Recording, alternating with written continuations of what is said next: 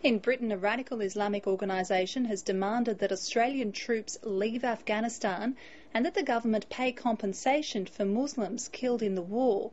Islam for UK has sparked outcry after declaring it would stage a mock funeral for Muslims through the same town that the bodies of British soldiers killed in Afghanistan are taken through. Europe correspondent Philip Williams has the story. As the latest British soldier killed in Afghanistan arrived home for burial, the people of Wootton Bassett did as they always do, turned out in their hundreds for another sad homecoming. But plans by the radical group Islam for UK to use the same streets for an anti-war procession carrying mock coffins have sparked outrage. You have to balance the potential insensitivity and, what people call provocation of the people in Wootton Bassett and even the general public against the carnage and the mayhem which is being perpetrated in Afghanistan. Whoever insults the Prophet, kill him! Some of his supporters have already been arrested during an earlier anti-war protest at a troop homecoming parade. Plans for the controversial march have upset families of British troops killed in Afghanistan, including Tony Phillipson, who lost his son. He doesn't realise the offence he's going to cause.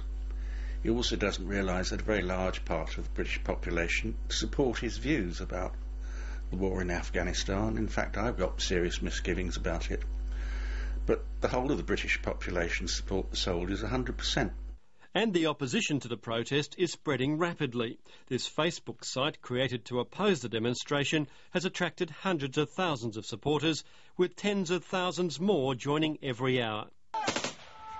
But Anjem Choudary says, despite acknowledging he's one of the most hated men in Britain, he won't stop criticising British troops and the government for what he says is the murder of Muslims.